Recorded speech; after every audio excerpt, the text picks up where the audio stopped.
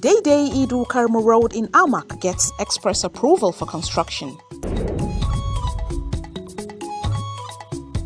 FCT Public Complaints Commission appeals for price regulation of commodities. And Minister of State FCT assures of promoting and preserving Nigerian cultural heritage.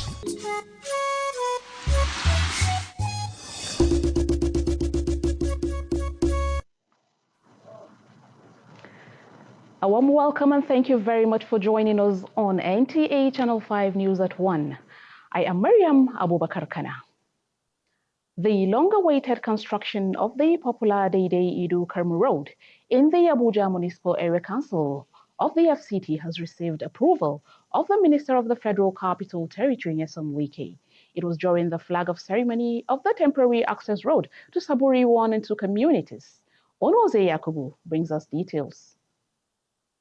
This 5-kilometer temporary access road to Saburi 1 and 2 communities means a lot to the residents of the benefiting and other neighboring communities whose long-term dream has come to reality. But like Oliver Twist, they are asking for more road infrastructure at the grassroots. Consequent upon the huge traffic of Gwagwa, Karimu, and Day Road, sir, even if you will not do anything again, please, sir, this is our humble request on this Gwagwa Karimu Day Road. And we have the abandoned regional market that has almost 800 shops uncompleted. These shops have been there after Erupai's time. Nobody is there. People are living in that place. They have born, they have grown up. It has become a suitable shelter for the criminals. FCT Minister Nyesom Wike gave an express approval to the request very dear to their hearts. He has said, Karibu, Gwagwa, Dede, and Idu. Now that road is very, very important to you. You know what he said? Are you in agreement with him? Is that what you want? Are you sure? It is our agreement that that road should be done. Consider it to be done. The temporary access road connects the outer northern expressway through the old Kefi Road down to the Day International Market, Abuja. Meanwhile, the minister was bestowed with the traditional title of Jagabon Kudun Jiwa by the Sarkin Jiwa, Alhaji Idris Musa. Onoze Yakubu, NTA News. Meanwhile, Minister of State FCT Dr. Maria Mahmoud Bukure has reassured of the FCTA interest in promoting and preserving Nigerian culture. This she made known while declaring open the 2023 Abuja Arts and Culture Festival tagged ASOFest 2023. Aisha Oba Ali reports. This cultural festival is holding right here at the heart of Abuja, precisely the Cyprian Ekwensi Art and Cultural Center. It's supposed to be a festival that brings all stakeholders together to promote the rich African culture, especially the host community. Now, let's see what the 10th edition of ASOFest is all about. This is the first ASO festival the Minister of State, Dr. Maria Mahmoud, is witnessing since she assumed office. Promoting Nigerian culture is a deliberate effort of the Department of Arts and Culture under FCTA towards making the sector viable for revenue generation with the theme Peaceful Coexistence, a panacea for economic recovery. It is a furtherance of Mr. President Bola Ahmed Tinubu renewed agenda, and this theme is actually apt and timely.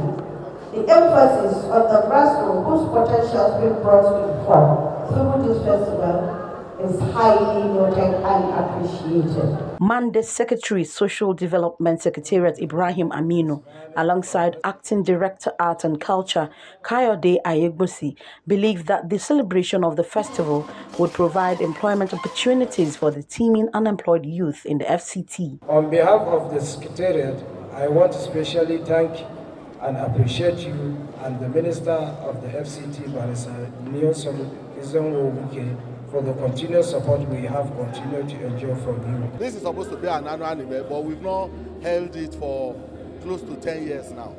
So this is like a revival, and it's a beautiful thing that is happening under her tenure. Participants had competitions in various traditional events. In Abuja, Aisha Uba Ali, NTA News. Parts of that report. Chairman Abuja Municipal Area Council Christopher Zakamai Kalango says he remains resolute and committed to providing social amenities in his area council, even as he appeals to taxpayers to desist from paying revenue to private accounts. May Kalango made the appeal at the press briefing at the council secretariat. Deborah Gazaji Maika has more.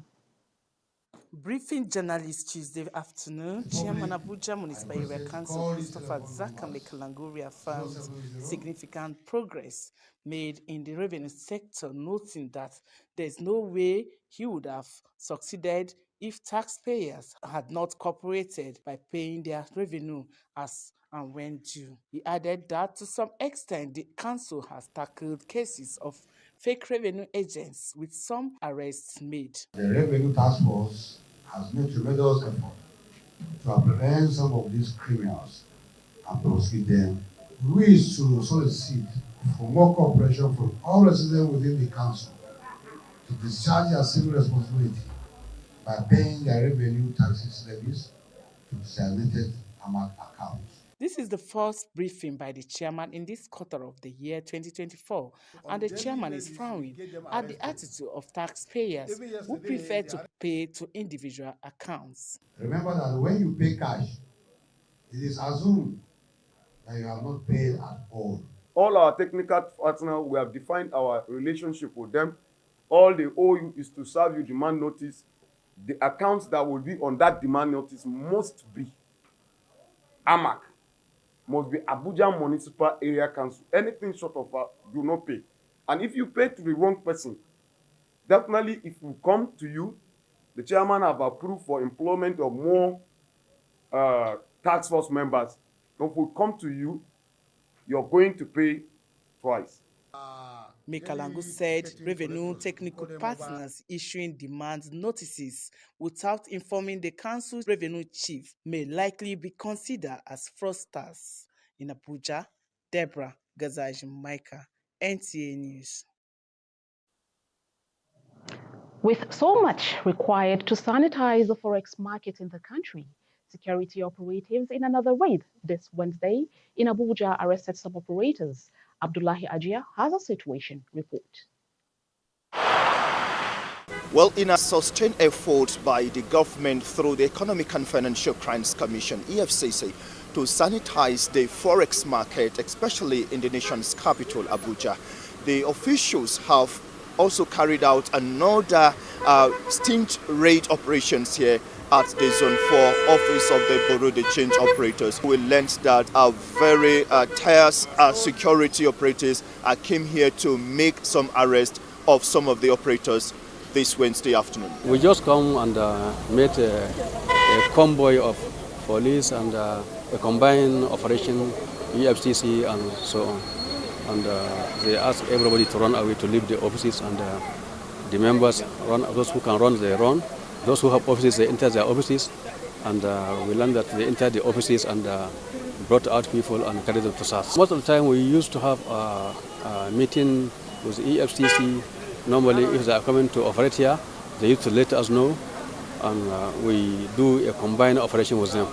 But this one is a different operation, so we are not aware of, we are not invited. As at the time of filing in this report, the currency market was devoid of its usual traffic and volume of business exchange as a result of the incidents. In Abuja, Abdullahi Ajia, NTA News. The FCT Public Complaints Commission says government regulatory agencies such as the Price Regulatory Board and the Federal Competition Consumer Protection Commission should, as a matter of public concern, activate their powers in line with their statutory mandate and laws establishing them in order to ameliorate the effects of inflation and cost of living in the country. Commissioner FCTPCC Dalhatu Ezekiel Musa stated this during a media briefing in Abuja. Again, Abdullahi Ajia has details. Given the current economic realities and market situation, the FCT Public Complaints Commission observes that there is the need for an urgent intervention to arrest what the Ombudsman calls arbitrary fixing of prices of commodities with effects on the livelihood of most Nigerians. What the Commission is worried about is that we have agents of government that are constitutionally backed with an act and are established to do what they are supposed to do. The act states clearly that the board, after considering cost of production, after considering cost of transportation, manpower and labor of a particular popular goods or commodity, they are to come up with a price tag for such commodity. Government price regulatory agencies and consumer rights protection officials, the FCTPCC maintains, should wake up to their responsibilities of assisting government and citizens to surmount the growing inflation. We are watchdog of government, and we ensure that every agent of government do their bit. In the conscience of government, the wisdom of government, there is dissemination of responsibility. So if you have an agent of government who's supposed to regulate what people sell, and is not doing it, and people are arbitrarily fixing price, we should see them in action. They should work within the confine of what is being provided for them as a tool, an instrument to work with. The Commission appeals to the conscience of marketers, traders, manufacturers, as well as business owners to be patriotic in their dealings, while the government profile lasting solutions to the economic situation. In Abuja, Abdullah Hajia, NTA News. As the nation's capital experiences a light rainfall and transition to increasingly hot weather, with many raising concerns on coping strategies and adjusting to the shift in the climate and its potential impact on our health and well-being, we have the privilege of hosting Dr. Dan Gazama, a seasoned medical doctor with expertise in public health. He will be joining us to discuss essential coping strategies for navigating the challenges posed by the changing weather patterns, from staying hydrated to managing heat-related illnesses. You're welcome to the News at 1, Dr. Gazama. Thank you for having me. Okay, so Dr. Dan, are there any health implications to this hot weather we are experiencing? Yeah, sure. So heat on its own, if not properly managed, can lead to so many illnesses or complicates, especially those that have already chronic diseases. It's been found that excessive heat is relative among the population, especially elderly and children who have problems in regulating body temperature. Now, exposure to excessive heat can particularly affect the cardiovascular system because the heart now has to work more tirelessly to increase blood flow to the skin where the body temperature could be regulated. And so those with hypertension are more likely to have more risk of stroke and heart failure. And also risks because of loss of fluid. When somebody sweats, you lose fluid, salt, and water. And that also can result in exhaustion, fatigue, and even what we call heat syncope. That's kind of syncopal attack, and even fainting. Okay. Okay, so the goal of preventive practical tips that would help us safeguard our health during this season? Yes, so very important. If you look at the heat wave, usually this time it starts getting hotter during the day, and then it gets cooler. So it's expected or it's advised that people start their day very early, possibly 5 a.m. Once it's 11, the weather gets hotter. So you regulate the number of outdoor activity. And then there are those that definitely have to work outdoor throughout the day. So you need probably lighter clothing, it's a bit bogus, so you can have circulation of air within. And then, of course, use of this hat people use to, kind of a shade. The use of reflective glasses, sunshade, we call it. Okay. That can help because it also affects the eye. It could cause cataract as well because of the excessive heat. Okay. Yeah. Okay. So a lot of people tend to shower with the cold water. So is that in order, or there is another way of that saying that health experts say that it only increases the heat? Yeah, so bathing with cold water not necessarily doesn't necessarily Mitigate the heat. the heat effects. Okay. Usually we advise that you use cold, that's normal temperature water. Okay. Because by the time somebody baths with cold water, your body temperature now becomes lower than the environment. So what happens, you now tend to absorb more heat. Okay, so because there's always called the stiffest theory in physics, where there's exchange of heat. And if you have two objects in one place, they exchange until they equilibrate and have normal same temperature. So that's what happens. Once you bath with cold water, your body temperature drops. So the heat in the environment start absorbing that heat. So you become more hotter and become very uncomfortable. Okay. Yeah. So can you share some signs and symptoms related to illnesses that are usually concerned with this heat season? Yeah, so commonly what we experience is easy fatigue. You get tired, you get exhausted, and people can faint and collapse easily. And this is very common. And so once you get tired of all that. So just start taking water. It's normal water. And that's what I did not mention in the mitigating. Yeah. They say that's very essential. Every 15 minutes, we encourage people to take water during this season. Okay. Don't wait until you're thirsty. So by that, you keep your body hydrated and your system functions normally. Okay. Yeah. Okay.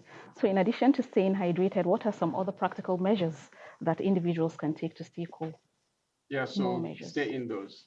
Okay. Don't go out during the hot period. And then, of course, use of air conditioning, if the light permits. Okay. And then, of course, any form of ventilation, ground fan, and open your windows, have cross ventilation, and enough spacing. Avoid overcrowding. And yeah, so keep your place highly ventilated. Okay.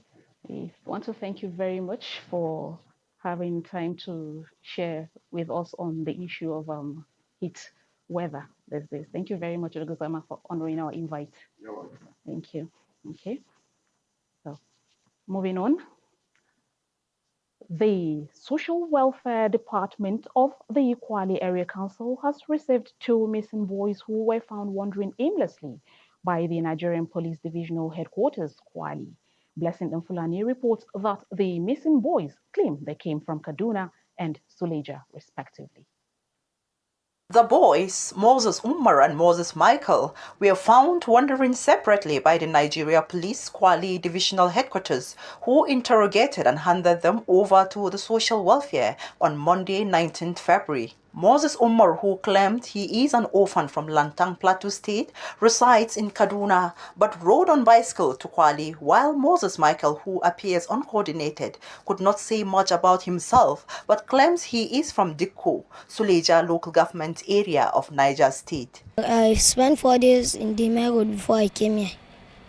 From Kaduna, down Kota. My name is Michael. My mother name is Maria. Kwali Social Welfare Officer Al-Hassan Abubakar Sadiq says the children have been in their custody for 2 days now. This organization to help in publicizing the news so that wherever the parent may be, if they got to hear the news, they should possibly reunite them with the family. Relations who may identify the children should contact Kwali Area Council Secretariat Social Welfare Division or Police Divisional Headquarters Kwali with evidence of identification. In Abuja, Blessing Fulani, NTA News.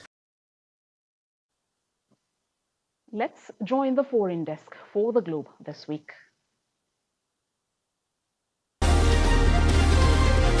Thank you for joining us on the Globe this week. I am Sandra Akemi. Now, opposition candidates in Senegal's presidential election have accused the authorities of dragging their feet on setting a new date for the votes after a court ruled that a 10-month postponement was unlawful. President Macky Sall last week promised he would abide by the Constitutional Council's request for the vote to be scheduled as soon as possible. Sall faced significant domestic and international pressure to accept the council's ruling after the crisis triggered violent street protests and warnings of authoritarian overreach in one of who hits West Africa's most stable democracies. Brazil opened a conference of foreign ministers from the G20 group of nations on Wednesday by blaming the United Nations and other multinational bodies for failing to stop mounting wars and conflicts that are killing innocent people. Foreign Minister Mauro Vieira called for profound reform of global governance as Brazil's top priority for its presidency this year of the group of the world's largest economies, as multilateral institutions are not adequately equipped to deal with current challenges, as demonstrated by the Security Council's unacceptable paralysis in relation to ongoing conflicts. Vieira said at the opening of a two-day meeting to prepare the agenda for the G20 annual summit in November. The statements of inaction results in the loss of innocent lives. European Union members approved a 13th package of Ukraine-related sanctions against Russia on Wednesday by banning nearly 200 entities and individuals accused of helping Moscow procure weapons, all of involvement in kidnapping Ukrainian children. European Union ambassadors just agreed in principle on a 13th package of sanctions in the framework of Russia's aggression against Ukraine. Belgium, which holds the rotating European Union presidency, said on social media platform, calling it one of the broadest approved by the European Union. That is it on the Globe this week. Mariam, it's back to you for the continuation of the news. I am Sandra Akeme.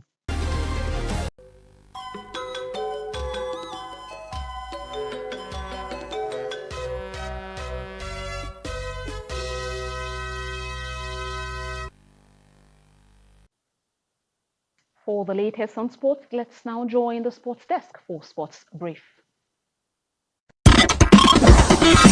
Ahead of the 2024 FCT School Sports Festival, which commences this Thursday at 8 designated centers of Abuja, Kwali, Tungamaji, Gwagwalada, Kuje, Tudunwada, Karshi and Dusai, media coordinator of the sports festival, Chinedu Hanusi, said the competition has been classified into 3 categories of primary, junior and senior secondary schools. The primary category has 100, 200, 400 and 4x100 meters boys and girls, which include field events. The junior will showcase short and long distance races, including mixed relays and field events, volleyball, handball, among others, while the senior category will accommodate 1,500 meters, 3,000 meters, 5,000 meters, in addition to field events such as long jump, high jump, shot put, javelin, football, badminton, table tennis, basketball, and board games. The zonal preliminary ends on 2nd March 2024 before the finale starts from 4th to 9th March, which will feature winners at the main bowl of the MKO Abiola National Stadium, Abuja, and its adjoining facilities. Talking basketball, Nigeria's senior male basketball team, D Tigers, have withdrawn participation at the FIBA Afrobasket qualifiers slated to begin this Friday in Tunisia. The Nigerian Basketball Federation said this was as a result of no fund to execute the qualifiers from the Ministry of Sports Development. Elsewhere, in the UEFA Champions League round of 16 first leg game played on Wednesday, African Footballer of the Year and Nigeria's Victor Osimhen helped Napoli under their new coach to score against Barcelona in a game that ended 1-1 at the Diego Maradona Stadium in Italy, while Arsenal lost 1-0 to FC Porto in Portugal. With Sports Brief, Abdullah Hajia, NTA News. Sports Brief concludes our bulletin this afternoon, but before we go, a recap of some top stories. Day Karmo received express attention for reconstruction of social amenities, and FCT Public Complaints Commission appeals for price regulation of commodities. Thank you very much for watching the news at 1. Do join us at 7 p.m.